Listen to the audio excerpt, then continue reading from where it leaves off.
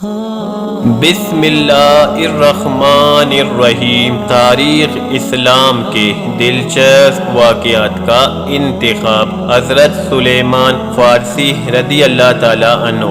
حضرت سلیمان رضی اللہ تعالیٰ عنہ ایک بڑے زبردست صحابی گزرے ہیں۔ آپ ایران کے رہنے والے تھے۔ آپ کے والد آپ سے بڑی محبت کرتے تھے، لڑکیوں کی طرح گھر سے باہر نہ جانے دیتے تھے۔ آپ بچپن سے دین کی خدمت کا جذبہ رکھتے تھے، شروع میں آتش پرست تھے۔ ایک بار جائیداد کی دیکھ بھال کے لیے آپ کے والد نے گاؤں بھیجا۔ راستے میں ایک گرجا ملا جس میں اس وقت نماز ہو رہی تھی۔ آپ کے دل پر اس کا بڑا اثر پڑا۔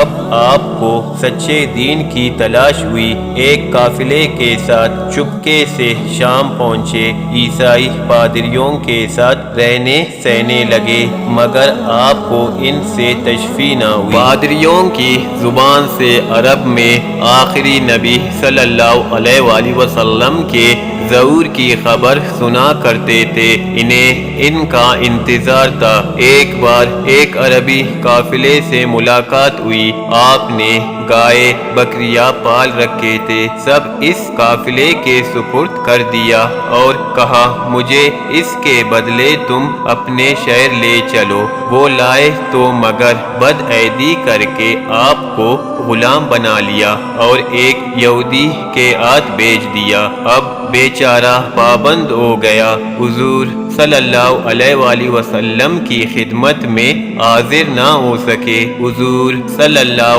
علیہ وآلہ وسلم جب ہجرت کر کے مدینہ پہنچے تو اتفاق سے آپ بھی ایک آدمی کے ہاتھ بک کر مدینہ آئے۔ یہاں حضور صلی اللہ علیہ وآلہ وسلم کی خدمت میں حاضر ہوئے اور آپ صلی اللہ علیہ وآلہ وسلم کو پرکھ کر مسلمان ہو گئے۔ حضور صلی اللہ علیہ وآلہ وسلم نے آپ کو غلامی سے بھی آزاد کر دیا۔ حضرت عمر رضی اللہ تعالیٰ عنہ کے زمانے میں آپ مدین کے گورنر ہوئے۔ 5000 دینار سالانہ آپ کی تنخواہ مقرر ہوئی، مگر جب سرکاری خزانے سے رقم ملتی تو آپ اسے غریبوں اور مسکینوں میں تقسیم کر دیتے اور خود چٹائی بن کر روزی کماتے۔ آپ نے اپنے لیے گھر نہیں بنایا، درختوں اور دیواروں کے سائے میں پڑے رہتے۔ ایک پیالہ اور ایک لوٹا یہی